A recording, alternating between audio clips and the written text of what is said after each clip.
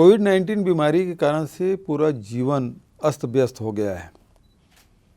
दुनिया के बहुत सारे देश इससे प्रभावित हुए हैं, हिंदुस्तान भी इससे अप्रभावित नहीं है। हमारा छत्तीसगढ़ भी इससे प्रभावित हुआ है और ऐसे समय में जो जनोन्मुखी जितनी योजनाएं हैं उसे क्रियान्वित करने में बड़ी परेशानी आई। हमारे छत्तीसगढ़ में जब हम लोग सरकार में आए उसके पहले की स्थिति ये थी कि 37.5% बच्चे कुपोषित थे, 41.7% महिलाएं एनीमिया से पीड़ित थी और ये समस्या हमारे लिए बहुत ही चुनौतीपूर्ण रहा है और इस चुनौती को हमने स्वीकार करते हुए पायलट प्रोजेक्ट बनाया और दंतेवाड़ा में इसकी हमने शुरुआत की, कुपोषण के खिलाफ लड़ाई की। पहले की सरकारें जो भी करती रही हो, लेकिन हमने गर्म भोजन देने का फैसला किया और वह पायलट प्रोजेक्ट बहुत ही प्रभावकारी रहा और इसलिए इसे समूचे बस्तर के सभी ज़िलों में हमने इसे लागू किया और 2 अक्टूबर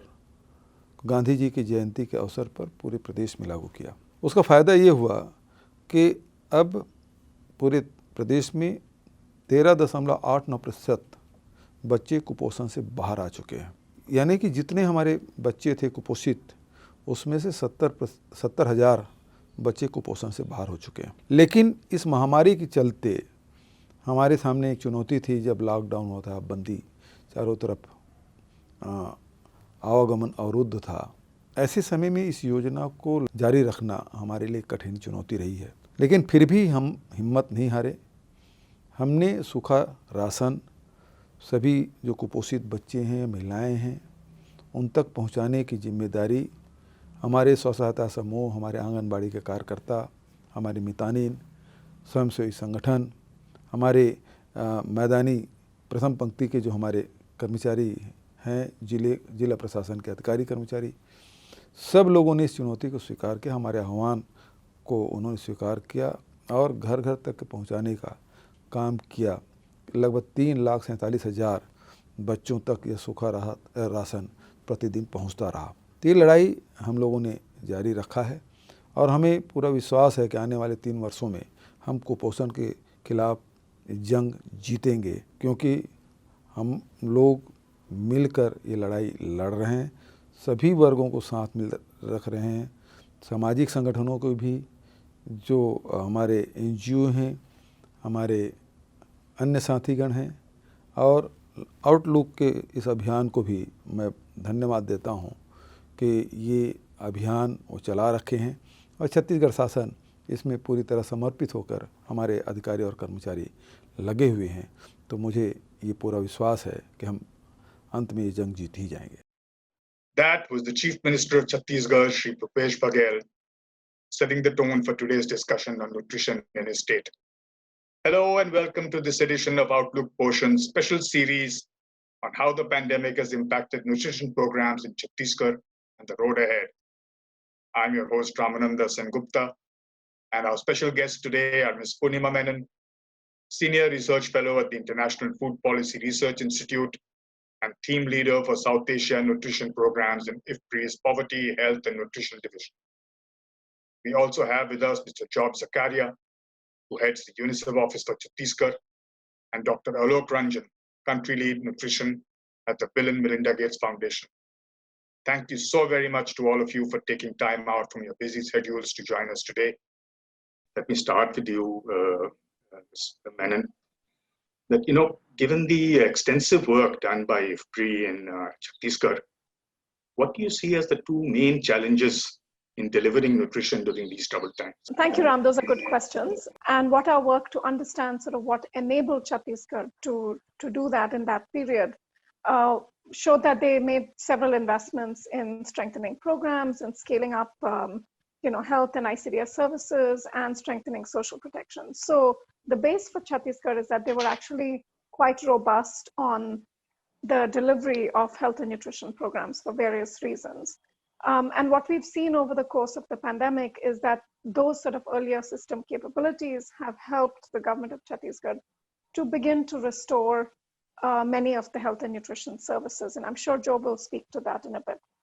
But the 2 key challenges that actually lie ahead in terms of solving the malnutrition challenge for Chhattisgarh are twofold. Firstly, the impact on the economy of the pandemic and the resultant impacts on, poverty, loss of income, and food insecurity. These are things that we still need to know a lot about. Most of the data that's coming from around the country, as well as from projections made by various organizations, suggests that these are going to be substantial. Poverty is an absolutely critical underlying driver of many forms of malnutrition, and directly tackling that is going to be very important, and that's a key challenge. The second challenge is it's not enough for the systems to restore the delivery of services. At the end of the day, people need to feel confident to use the services. And while we're learning a lot from administrative data systems and interviews with frontline workers, including with our partners in Chhattisgarh and with the government of Chhattisgarh, what we don't know yet is how much the people of Chhattisgarh are feeling confident to come back and start to use the programs in the context of the pandemic. So for me, there are these still, two challenge areas that remain around which we need to understand a little bit more. So let me leave it at that. So what you're saying is that people are still a bit wary of sort of, accessing government services, or they don't have any knowledge about it? No, I think it's not just about accessing government services. You're in an environment where across the board, rich or poor, people are holding back, thinking of their own safety and safety of their children and the vulnerable members in the households. So, across the board, you're just not going to have as enthusiastic a participation in community-based programs, things that really bring people together, because every human being today understands and sort of perceives the risks of the pandemic. So they're all going to be weighing that. That said, we don't know enough. We don't yet have data from the ground on how client populations in Chhattisgarh are interacting with the program. So some of this is, hypothetical, and based on what we're hearing from the frontline workers themselves, who suggest that yes, client populations are a little bit wary, but I think we need to know a little bit more. But those, for me, are two areas where I think will be some key challenges looking forward. So, Sakarya, you worked also in Chhattisgarh for a while. Given that Chhattisgarh is predominantly a very tribal kind of a region, and that many of them live in very far-flung, remote areas, with very limited access to even basic healthcare. So, how difficult is it to ensure that nutrition is provided to these people, particularly during a pandemic and lockdowns and things like that? Yeah, that's true. Apart from the challenges Purnima mentioned, one of the issue is the access. The geographical access is a big issue because these are remote, forest, road connections are limited, and over and above, you have a Naxal affected area, what we call here as Pratibandhit Kshetra. So at least 1,200 villages, you virtually nobody can enter. So these are these challenges remain, but at the same time, Chhattisgarh also have some positive side. For example, as a percentage on population, we have the highest number of Anganwadi, 55,000. For Kerala, which is almost 2 times bigger than Chhattisgarh, has got only 33,000. So we have large number of schools, 55,000. We have Mithani, 66,000, which means every village has got 5 or 6. This is a small village of 300 or 400 who has got 2 persons from Anganwadi, 1 Mithanin, 2 teachers. So on paper, so that's an advantage which we have with respect to ACT. So reaching people is not only geographically reaching people, also by other means. COVID, during the COVID period, we struggled to reach the people because we want to reach the message. Internet is not available in many places. Although there are WhatsApp groups of teachers, also WhatsApp groups of Anganwadi workers, and also Mithanins are there, but then first you have to get to the Mithanin so that you can communicate. Because most of this nutrition or health program is with respect to behavioral change. Purnima was telling, if VHSND services are made available, if people are not coming for immunization, then that's of no use. So these are the challenges, the geographical and access challenges are there, which is not to this extent to in other states. I have worked in Jharkhand, Orissa, Bihar, and also Kerala, Tamil Nadu. So I can compare the states and comparing is geographic access is a big problem in not only for nutrition services, also health and education, other services. And has UNICEF found any sort of innovative ways to get around those challenges? Yeah, many innovation, not only UNICEF. What I'd like to say about not only the state government also. One was this Hath Bazaar health clinic. Now, the tribal generally do not want to go to health services. They don't go because of various reasons. First of all, availability may not be there. So in Narayanpur, in Orcha block and also in Narayanpur block, we had set up this. We knew that the Hath Bazaar, the weekly bazaars are the integral part of the tribal life. They will come, some people travel even 50 to 60 kilometers. They take 2 days to come. So we thought of, why don't we, if they don't go to the health center, why don't we set up this health center in the market area, and which are providing the basic facilities like immunization, health checkup, medicine, the treatment.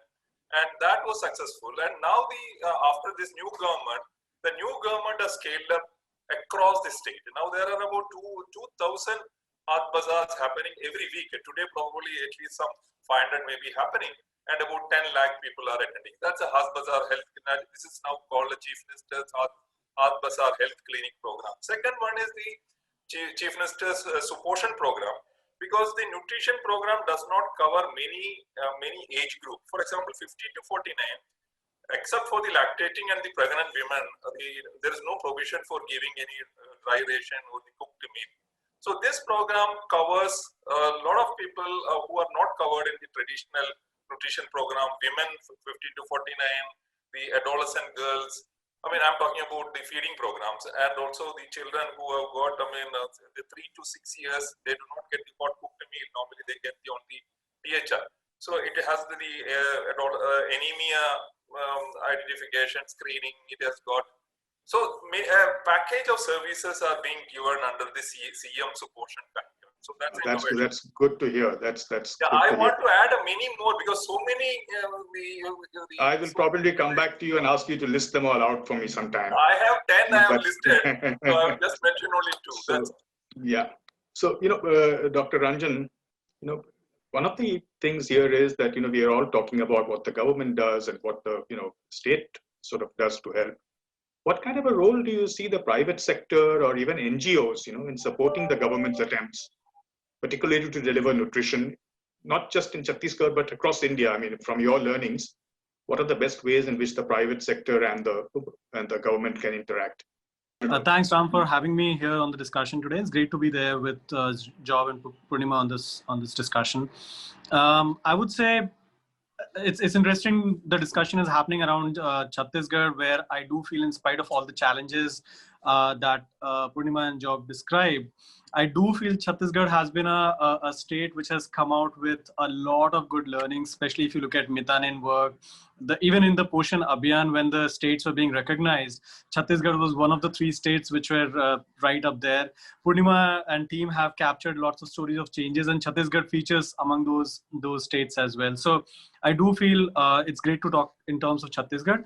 To your question around private sector and NGO, if I can position it as any stakeholder which is a non-government stakeholder, if you bring all those together, there is a huge role that a lot of them can play, but nothing can substitute what government delivers and what government programs are delivering. I think in India, we have amazing set of policies. The funding that goes in nutrition specific and sensitive interventions, what we say, that is, it's quite a huge amount of resources that are going in those evidence-based interventions.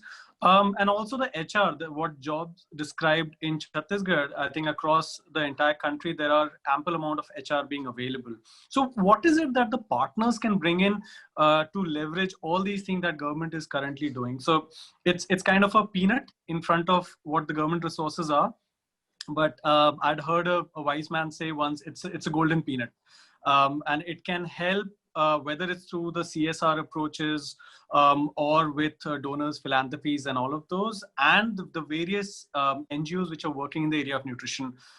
Few things which stands out for me, what can be done is focus on the evidence creation, the creating proof of concepts, the implementation research around how do we operationalize the program through the government setting in a scalable manner, in a sustainable manner.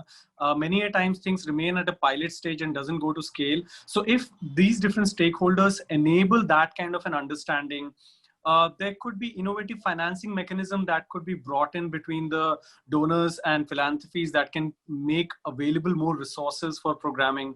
A lot of thing currently is being evolved in terms of the IT-based solutions. You talk about the Digital India, Make in India. There are a lot of roles that the private sector can play in this. One example I'd give is if you look at the large-scale food fortification, something that is being driven quite strongly by the FSSAI and the ministries at this point of time. That cannot really go to scale, and we cannot provide fortified products of the social safety net programs unless the industries ups their game and start fortifying whatever they are producing at that point of time. And last component, which I just would additionally like to add, is the point that you just raised, Ram, about the behavior change. We know a lot of thing in nutrition is related to the behavior, and when we talk about it, I think nobody understands the game of how to attract a client and how to pass on a message and keep hitting with the same intensity over a period of time, same kind of a messaging. I think nutrition is a thing that needs that kind of a intensity, and it needs that kind of an insight also. What behavior does the community need to adapt? What behavior and how it can be done? So that insights can also be very helpful from the private sector and the NGO lens. There are many more things, just like Job said, there are 10 and he's shared 2. There are many aspects I can draw down, but these are the initial feedback. But we will come back to you. We will, trust me, I'm going to come back to you again for all these things, to all of you. And, obviously the pandemic, despite all the attempts made to sort of, ensure that to alleviate the delivery of things, particularly I'm interested in knowing what happens if, let's say, nutrition and immunization programs for mother and child and newborn sort of infants and their immunization is hit. What are the sort of long-term and short-term implications of that? A really important question, Ram. So let's start with the short term. So if we think back to March, early March, between early March and now, that's 6 or 8 months. Every single month, tens of thousands of women have been pregnant, tens of thousands of babies have been born. So any service disruptions that have happened have basically affected this entire cohort of people. Now, some things you can catch up on. So, we know that there's a lot of mop-up work happening to sort of get children their shots. So maybe they're going to be delayed on immunizations, but not missing them completely. But care during pregnancy, that's not something that you can, just make up. For example, there's 9 months to a pregnancy, the baby comes out. And that's a very, very critical factor, because if the mother is anemic or something, it's very difficult to sort of, Exactly. And so, so there's no doubt in my mind that in the short term, there's a cohort of mothers and babies who have been affected. We don't know fully the consequences of that. If you look at history, and the consequences, by the way, they've been affected not just by the loss of health and nutrition programs, they've been affected by losses of income and food security and the migration crisis and all of that. We don't know the extent of that impact. Without data, we are really flying blind at this point in knowing how people were affected. What we do know from history is that when you have these kinds of shocks in these vulnerable time periods, so we know this even from World War II and the Dutch famine, you have lifelong impacts, all right? So there are likely to be long-term impacts, even for the cohort of people who are women and babies who've been affected in this, last 6-8 month period. Now, the long-term impacts, again, I'm going to say we don't quite know. There are a lot of projections which suggest that the combination of the economic disruptions, the economic slowdown that is still very much in place, not just in India, but around the world, that's going to have a bigger impact on things like nutrition than the health services and other such things, which many governments around the world and around India are working really hard to restore.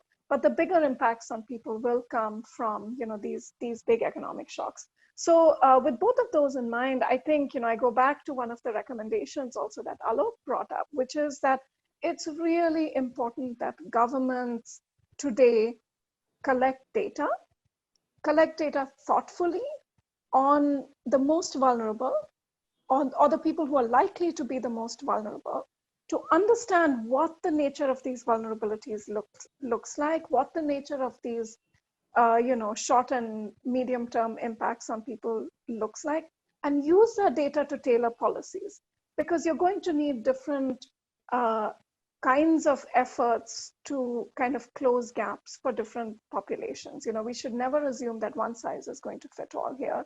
We should assume that people have been affected, but we don't quite fully know yet how. So to me, that is a very important thing, and that is the kind of investment that private sector and non-government people can actually make to help the government. Because you have to be nimble, you have to sort of bring data together frequently, you have to bring it together from different geographies and different subgroups. At this point, there should be information coming every 2 to 3 months on what is happening with food insecurity, what is happening with use of health services, what are the challenges health workers are facing, what are the challenges communities are facing, and that data needs to be used.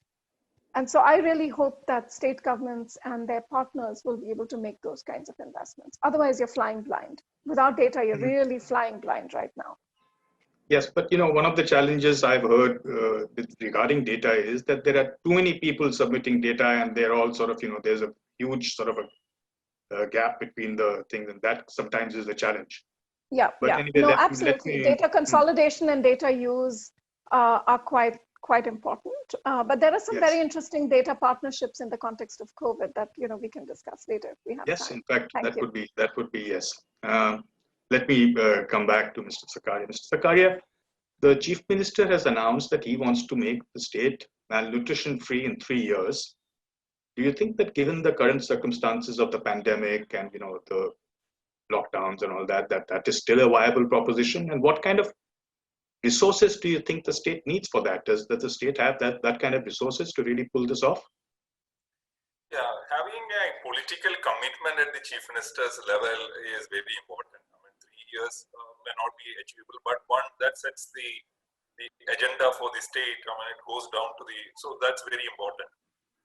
Now, normally when we talk about resources, we only talk about the funds, HR, material, technical knowledge. Probably these are all there. There is no problem regarding funds, HR, but there are certain softer resources which are for making this happen. There are certain softer resources are required. One example, which Alok mentioned, was also evidence creation. Now there are a lot of global evidence on each aspect of malnutrition. Now, for example, Lancet July 28 says that 14% increase in the wasting will happen. This measurement death of children, many will happen.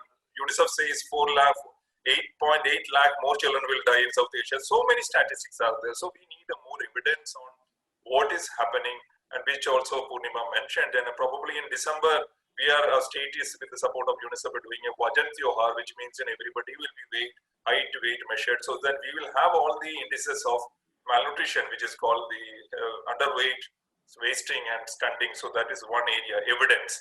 Second one is regarding the capacity, and also monitoring and behavioral change. Again, Alok mentioned about this behavioral change. Ultimately, all this nutrition or nutrition related are basically behavioral change practices. It's not about medicine, doctor, hospital, not technology. All are there. Only that people do that one. People do breastfeeding. People do immunization. All comes to that behavior change. That importance have to be that behavioral change communication. For the last 40 years, Anganwadi workers have been talking about the breastfeeding, initial breastfeeding, exclusive breastfeeding, complementary feeding. But the complementary feeding is just 10%. Adequate complementary feeding, adequate diet is only 10% in India and also in Chhattisgarh. So that's an area of a behavioral change. Another one is a monitoring. Now we need a very good monitoring system, because we know that what is measured will be done. So there are many systems. CAS, so many systems are there. The state government has got a system called the Darpan mobile application. So a solid monitoring system. And another area, I think, especially after COVID, now Anganwadi worker cannot do the work, the huge task of malnutrition which has happened. She will not be able to do. She has to go to houses for for delivery of ration. Then she has to do growth monitoring. She has to do a range of things. What I want is, a support, community support. Matari Samdi or Mada Samdi, some community level support have to be there, and also the convergence and also the support, the ownership by the local government, because in malnutrition should be the accountability of the local government. There are many soft areas, so what we call soft resources. Without addressing that soft, we are addressing all the hard one, programs, schemes, money, people. That alone is not going to change. So that what we support is required in the soft areas, capacity, mounting, SPCC, community support, evidence, convergence. These are basically strategies. So that's the more important if you want to make any major reduction in the malnutrition, because we have a very high malnutrition rate, 45% anemia rate among all groups, then about 35 to 40% in all indicators on the malnutrition indices. So it's a huge task cut out for us. So it will take time, but a beginning has been made. A political, the leadership has set an agenda. I like the way you started by giving actual numbers instead of percentages, but because I think that has a lot more impact than just saying 15%, 20%, because you usually don't know what to map it against. But that sounds like a lot of things that are still to be done, as it were. We are actually running well in time, so let me sort of ask Dr. Ranjan the last question. Dr. Ranjan, there's a huge difference between just food, as in from the PDS or whatever it is to deliver to people, and actual nutrition levels. Can you help us sort of understand the difference, and how can the two be sort of synchronized? Because I see a big gap between nutrition security and food security. I think there is a huge gap in that. Thanks, Ram, and that's a great question, and it's great that it came up in some of the pointers that other colleagues were sharing before this. I think one number that I'll start with is, if you look at the minimum diet diversity number in India, all over the country, where kids from 6 months to 23 months, they need to provide it complementary feeding, where the guidelines said at least 4 of the 7 food groups should be there in a 24 hours, right? That number is as low as around 6.7%. So all the kids in India in the age group of 6 to 23 months, only 6.7% of those are being at least given 4 food groups every day. This number, when you look at the wealthiest quintile in India, is not even 10%. It's not just that, I would say, an issue of the availability. I think availability is a concern, and COVID might have aggravated. And that's why I think what Purnima said, we need to have data, is important to identify those aspects and address those as well. But it's even the household where it is available, I think the consumption is highly impacted because of the awareness as an area, which is a critical aspect of what needs to be addressed. Having said that, I think there are opportunities which can help address this gap between the food security and the nutrition security. I think if you pick up the social safety net programs, where in India we have 3 massive programs: the public distribution system, which reaches a huge chunk of the population across all the states, the midday meal program for the school-going kids, as well as the ICDS program has the hot cooked meal and the take-home ration. When you look at these, I think what needs to be done is probably see the continuity of these services, looking at making them more nutritious in terms of diversification, in terms of looking at the quality of what is being provided in those, the composition of what is being provided in those. For example, take-home ration constitutes the biggest chunk of what ICDS program budget is used for. So if the quality of that and the composition of that is adequate, that will be a huge game changer in terms of addressing the just imagine ICDS already has targeted program for the vulnerable age groups, the 1,000 days window of opportunity. We have funding, we have programs. Can we ensure that the quality component goes in there?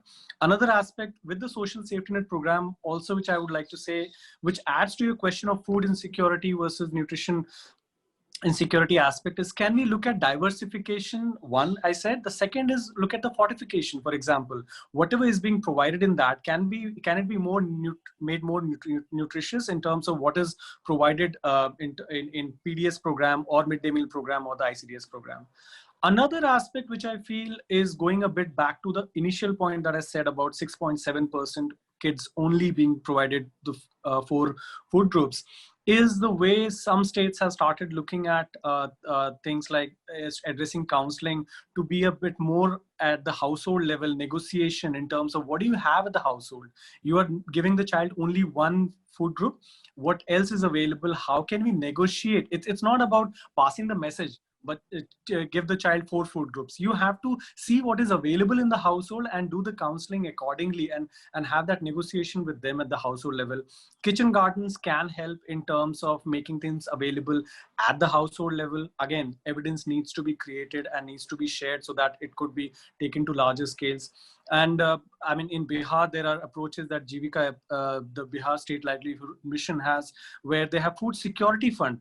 So the SHG group households where they can provide diversified food through the food security funds that is there at the VO level. Last point that I would say in this is that there is a strong need to look at nutrition from the various systems that comes to play. And India is very fortunate again, where we have the health system, ICDS system. There is a strong focus now on the food systems, and that's where the agriculture comes into play. And we have a massive community opportunities, whether it's through the SHG platform or engagement of the PRI. Can we look at a sweet spot between nutrition, food systems, livelihood, all this coming together so that local level solutions could also be there in terms of what gets available, what gets provided. So these are the few of the aspects which I feel can help us in terms of understanding and addressing a bit more on the food insecurity and the nutrition security component. Over. Do you really see that kind of synergy happening anywhere in terms of, we all seem to be working in silos as far as you just mentioned a whole bunch of these groups which are all working independently. I don't know. Do you see that kind of synergy? I mean, you have Poshan Abhigyan, which apparently tries to do this to become a sort of a umbrella body which, oversees this. But do you on the ground? Yes, yes. Go ahead, Ms. I just want to say on this, it doesn't matter how much we talk to each other or how much different sectors talk to each other. What matters is whether when those sectors deliver their programs, that they reach those 1,000-day households. Convergence only matters in the end at that level. So, if you think about, for example, our urban lives, I don't think the water department and the electricity department and the sewer department or whoever, they're not talking to each other.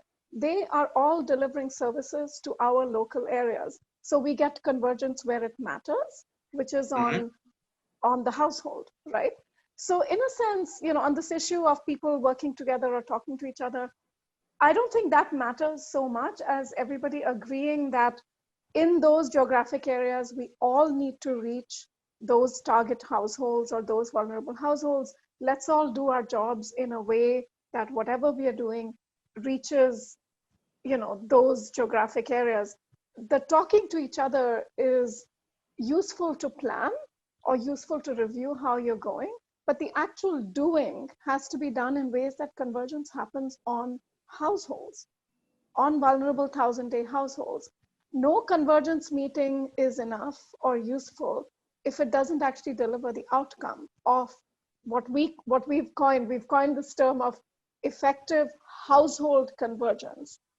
The household is the only unit at which we should be judging the impact of convergence, not whether sectors are talking to each other, not whether ministries are talking to each other, because the talking is not as important as the doing. It's just talk. At the end of the day, it's just talk. Well, it's important talk because people have to understand and value that their sectoral roles are important. They have to understand that, okay, my sanitation work has to reach that last mile to that 1,000-day or that vulnerable household or to those geographic areas.